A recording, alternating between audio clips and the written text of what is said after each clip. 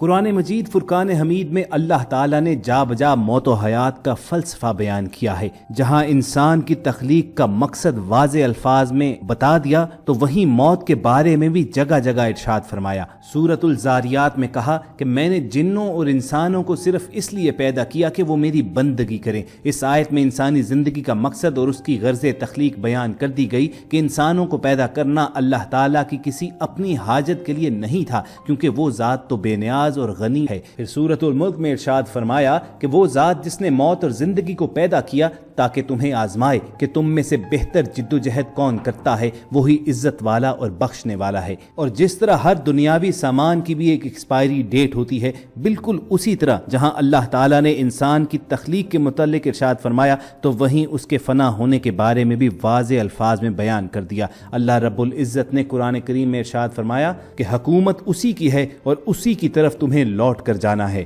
جہاں موت ایک بہت بڑی حقیقت ہے تو وہیں اللہ تعالیٰ بعض لوگوں کی زندگیوں کو بھی ایک نشانی بنا دیتا ہے۔ پیپل لائیو کے آج کے سیشن میں آپ کے سامنے کچھ ایسی ہی مثالیں رکھنی ہیں کہ جو یہ ثابت کریں گی کہ موت اور زندگی کا اختیار اللہ تعالیٰ کے ہاتھ ہی میں ہے۔ لیکن دوستو، ویڈیو کی شروعات سے پہلے آپ ریڈ بٹن پر کلک کر کے اور بیل آئیکن کو پریس کر کے پیپل لائیو کے سبسکرائبر بننا مت بھولیے تاکہ ایسی ویڈیوز آپ کو روزانہ کی بنیاد پر ملتی رہیں۔ اللہ تعالیٰ کی قدرت، طاقت اور اختیار کی جو بہترین اور واضح پہلی مثال آپ کے سامنے رکھنی ہے وہ ایک چلتی اور ہجوم سے بھرپور سڑک کی ہے کہ جس پر گاڑیاں پوری رفتار کے ساتھ رواں دواں تھیں کہ اچانک ایک گاڑی کا بیک ڈور کھل گیا اور اس میں سے ایک چھوٹا بچہ سڑک پر گر گیا۔ خواتین و حضرات، یہ اس قدر خطرناک صورتحال تھی، یقینی طور پر آپ کے علم میں ہوگا کہ جب پوری رفتار کے ساتھ ٹریفک سڑک پر چل رہی ہوتی ہے تو پھر فوری طور پر گاڑیوں کا رکنا ممکن نہیں ہوتا اور خدا نخواستہ اس طرح کے واقعات میں حادثہ ہی انجام ہوتا ہے۔ لیکن آپ خدا کی قدرت دیکھیے،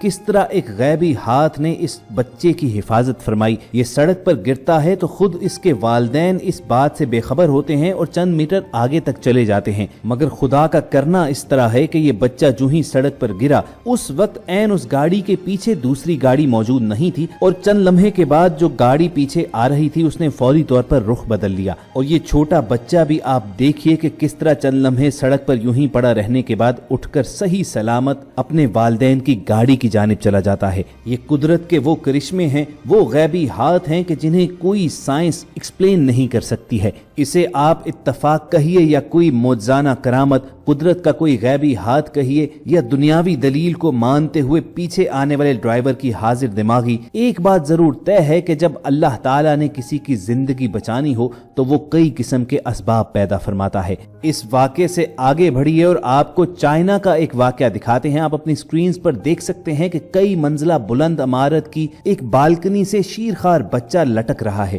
والدین کی غفلت یا غیر موجودگی میں یہ بچہ کھیلتا ہوا بالکنی کی جانب آ تو گیا اور گرل کے ساتھ لٹکتے ہی وہ بلڈنگ کی بیرونی جانب آ گیا اور اس دوران وہ اوپر چڑھنے کی بھرپور کوشش کر رہا تھا، لیکن اس کے کمزور اور ناتواں بازو اس کے جسم کا بوجھ نہ اٹھا سکے اور وہ نیچے گر جاتا ہے۔ لیکن خدا کی قدرت دیکھیے کہ نیچے ہی اللہ تعالیٰ کے بھیجے ہوئے بندے ایک کپڑا پھیلا کر اس کے گرنے کا انتظار کر رہے تھے اور وہ عین اسی کپڑے کے اندر جا کر گرتا ہے اور یوں اللہ رب العزت نے اس بچے کے والدین کو کسی بڑے صدمے سے بچا لیا، کسی بڑے سانحے سے بچا لیا۔ یاد رکھیے کہ انسان کی زندگی کتنی ہی لمبی کیوں نہ ہو جائے، آخر کار وہ ختم ہونے والی اور زوال پذیر ہوتی ہے۔ بقا اور ہمیش کی آخرت کی زندگی کو ہے جو کہ ابدی ہے، جیسا کہ سورۃ العنکبوت میں اللہ تعالیٰ نے فرمایا، آخرت کے گھر کی زندگانی ہی حقیقی زندگی ہے، کاش یہ لوگ جانتے۔ ہماری اس ویڈیو کا مقصد ان تمام واقعات کو ایک معجزے کی صورت میں آپ کے سامنے رکھنا نہیں تھا،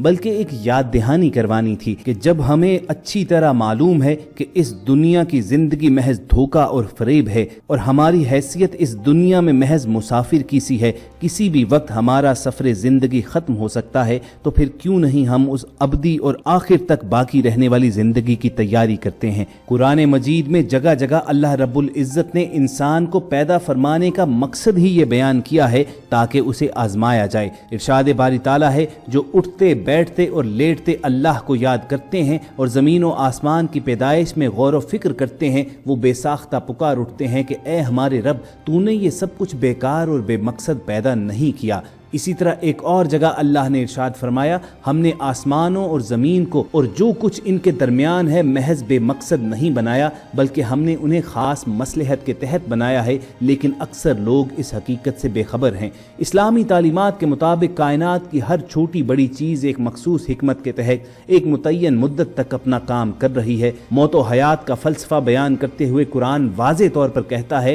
وہ ذات جس نے موت اور زندگی کو پیدا کیا تاکہ تمہیں آزمائے کہ تم میں سے بہتر جد و جہد کون کرتا ہے، اور وہی عزت والا بخشنے والا ہے۔ اسی لیے رسول اللہ صلی اللہ علیہ وآلہ وسلم نے فرمایا، دنیا آخرت کی کھیتی ہے، یعنی دنیا میں ایمان و عمل کی جو فصل کاشت کرو گے آخرت میں اسی کا پھل ملے گا۔ ایک اور جگہ آپ صلی اللہ علیہ وآلہ وسلم نے فرمایا، دنیا میں اس طرح رہو جیسے تم ایک راہ چلتے مسافر ہو یا کسی اور منزل کے راہی۔ اللہ رب العزت نے اپنے پاک کلام کی کئی آیات میں موت اور اس کی حقیقت کو بیان کیا ہوا ہے۔ ہر جاندار کو موت کا مزہ چکھنا ہے، اور تم سب کو تمہارے اعمال کے پورے پورے بدلے قیامت ہی کے دن ملیں گے۔ پھر جس کو دوزخ سے بچا لیا جائے گا اور جنت میں داخل کر دیا جائے گا، وہ صحیح معنی میں کامیاب ہو گیا، اور یہ دنیاوی زندگی تو جنت کے مقابلے میں دھوکے کے سامان کے سوا کچھ بھی نہیں۔ اسی طرح سورۃ الانبیاء میں بیان فرمایا، ہم نے کسی فرد کے لیے طے نہیں کیا کہ وہ ہمیشہ زندہ رہے گا، ہر جاندار کو موت کا ذائقہ چکھنا ہے،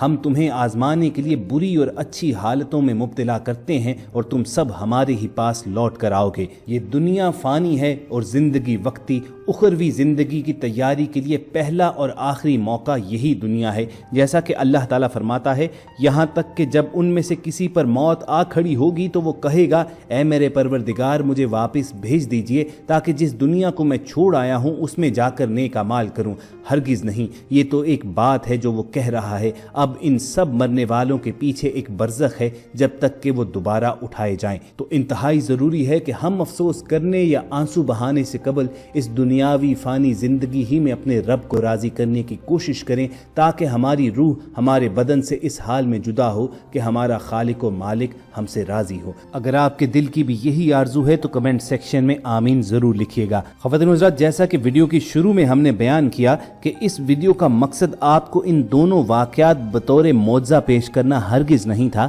بلکہ ان کو ایک اللہ کی جانب سے دکھائی گئی نشانی کے طور پر دیکھنا تھا۔ وہی نشانیاں کہ جن کے بارے میں اللہ رب العزت قرآن پاک میں جا بجا ذکر کرتا ہے کہ ان پر نگاہ دوڑاؤ۔ امید کرتے ہیں کہ ہماری اس کاوش نے آپ کی ذہنی اور قلبی حالت کو ضرور تبدیل کیا ہوگا، ورنہ یاد رکھیے کہ ہم اس دنیا کے پیچھے بھاگتے رہیں گے تو آخری سانس تک یہ دوڑ ختم نہیں ہوگی، اور پھر وہ وقت آ جائے گا کہ جب در توبہ بھی ہم پر بند کر دیا جاتا ہے۔ اگر اس ویڈیو سے آپ کے سوچنے کا انداز بدلا ہو تو ہم سمجھیں گے کہ ہم اپنی کاوش میں کامیاب ہوئے ہیں۔ آپ اس ویڈیو کو لائک کر کے فیس بک اور واٹس ایپ کے ذریعے دوسروں کے ساتھ شیئر کرنا مت بھولیے، اور ایسی ہی اسلامی، اصلاحی اور خوبصورت ویڈیوز فیوچر میں حاصل کرنے کے لیے ریڈ بٹن پر کلک کر کے اور بیل آئیکن کو پریس کر کے ہمارے چینل کے سبسکرائبرز بن جائیے۔ بہت جلد کسی ایسے ہی انفارمیٹیو سیشن میں دوبارہ آپ سے ملاقات ہوگی۔ اللہ حافظ۔